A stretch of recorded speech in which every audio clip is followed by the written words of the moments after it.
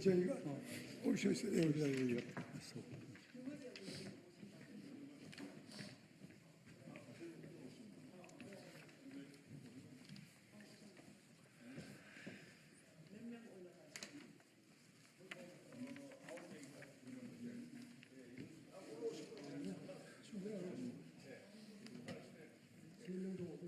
김미재 마스크 떼세요.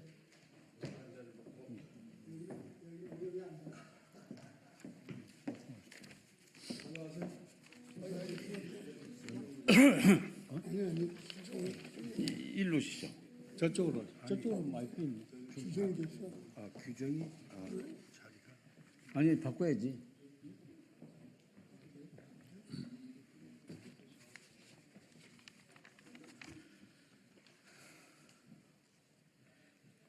대한민국 국민에게 고합니다. 아직 연습했어요. 자, 시작할까요? 어제 소개해 주시.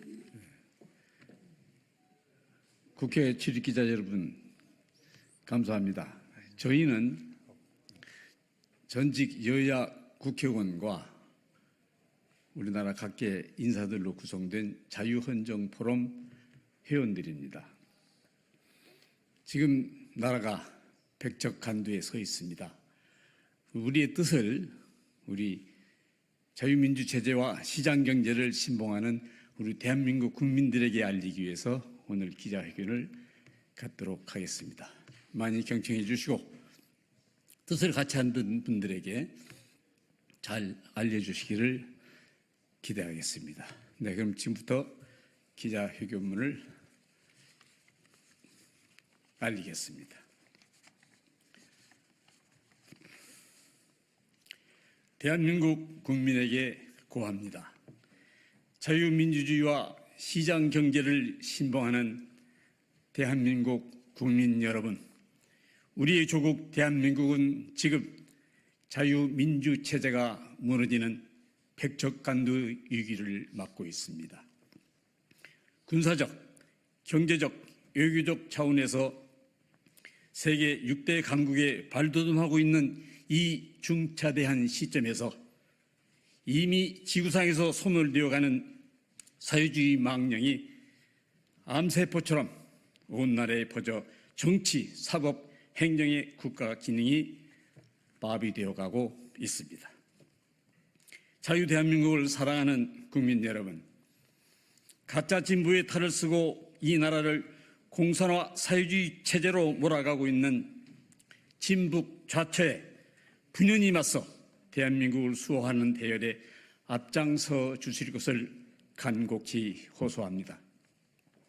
우리 대한민국은 항용 공산주의자들이 그러하듯이 법의 지배와 합리주의가 말살된 채 국민은 아랑곳 없이 자기들만을 리그의 혈안이 된 이재명 대표와 그 주변 세력에 의해서 폭력 국가가 되어가고 있습니다.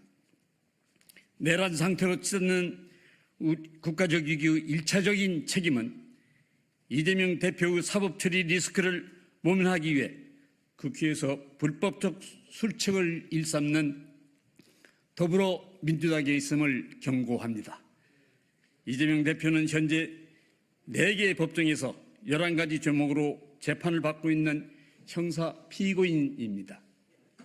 이 대표의 혐의는 성남시장 재임 시 분당구 대장동, 백현동 일대를 민간업자에게 개발토록 함으로써 천문학적인 숫자의 개발 이익을 안겨준 혐의를 비롯해서 대북 송금 사건과 공직선거법 위반 및 이중교사 혐의 등입니다.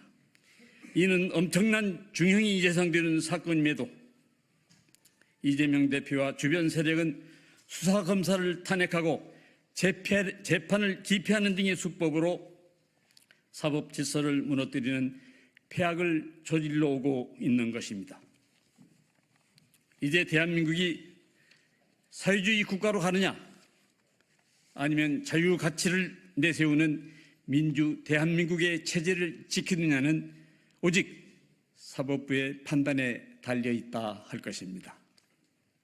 여야 전직 국회의원과 각계 인사 300여 명으로 구성된 자유헌정포럼 회원들은 조희대 대법원장 체제의 사법부가 정의의 편에서 있음을 굳게 믿고 있습니다. 특히 서울중앙지법 형사 33부 김동현 부장판사와 안건용 주심, 김태현 배석판사, 그리고 형사 34부 한성진 부장판사, 이학인 주심, 100명 배석판사에게 후세에 남을 정의에 입각한 판결을 호소합니다. 또한 정부와 사직당국은 겁박받고 있는 검사와 판사 그리고 가족들의 신변에 위해가 가지 않도록 특다른 조치를 취해줄 것을 당부해 마지 않습니다. 대한민국 사법부 상징인 정의의 여신 디케는 한 손에 천칭을 다른 한 손엔 칼을 들고 있습니다. 대한민국 국민은 민주주의의 마지막 보루인 사법부가 어느 한 축에 치우치지 않는 정의로운 판결로서 자유민주 대한민국을 수호하여 줄 것을 믿어 의심치 않습니다.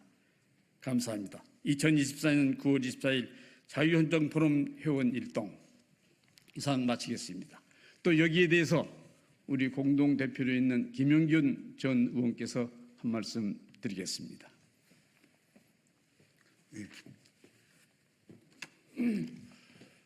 여러분 안녕하십니까? 저는 먼저 이 혼탁한 정국에서 우리 국회가 동물의 왕국 못지않은 험악한 상황에서 특히 법사위원회와 과학기술정통부 등의 대단한 그 혼란 상태를 보면서 걱정이 앞섭니다. 그래서 오늘은 이러한 그 국가의 병폐를 바로잡기 위해서 우선에 사법 정의부터 서야 된다 하는 것을 말씀을 드리겠습니다. 조희대 대법원장과 심우정 검찰총장 그리고 이 헌법재판소 이종석 헌법재판소장님 등에게 부탁을 드리고자 합니다. 묻혀있는 정의, 지연되는 정의, 이것은 정의라고 할 수가 없습니다. 이재명 씨의 선거법 위반 사건이 6개월 이내에 끝나야 됨에도 불구하고 1심 재판을 2년이나 끌어가지고 지난 20일에 결심을 했는데 보통 그런 경우에 2, 3주 안으로 선고를 하는 것이 상례입니다. 그런데 이걸 11월 15일까지 이 선고를 늦춰놨어요.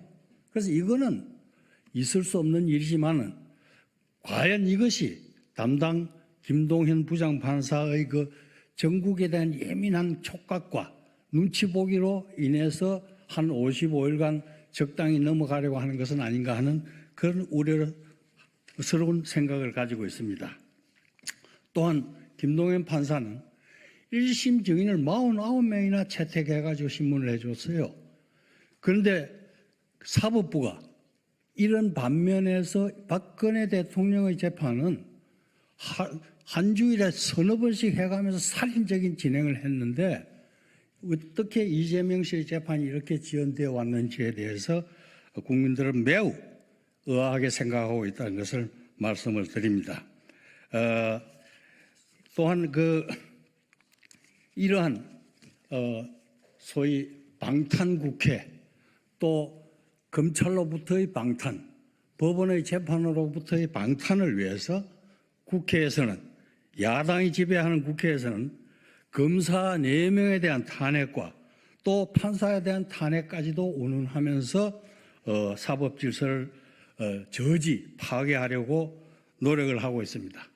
얼마 전에는 언론 방탄을 위해서 방송통신심의위원장 그 취임 이틀도 안 돼 가지고 이 사람을 갖다가 탄핵 소추 의결을 했어요. 이게 아마 앞으로 세계 기록적인 그런 탄핵 심판 결의로 보고 기네스북에 오르지 않을까 이렇게 제가 생각을 하고 있습니다. 따라서 이제 이 무너진 국회와 또 무너진 사법부와 무너진 언론을 다시 잡기 위해서 우리가 총궐기해야 되겠습니다. 우선에 판사님들이 공정하고 신속한 재판을 해서 결단을 내려서 나라를 바로 잡아주시고 검사님들이나 경찰관들은 부패한 자, 공산주의자를 이 나라에서 또 간첩들을 철저히 색출을 해가지고 국태 민안을 이룩해 주시길 바랍니다. 이러한 모든 과정에서 특히 검사님들, 판사님들 중요하지만 공무원 한 사람 한 사람이 매우 중요합니다.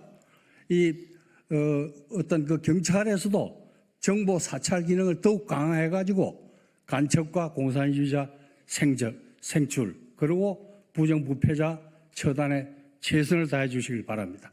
감사합니다. 네, 이상 회견을 마치도록 하겠습니다. 감사합니다.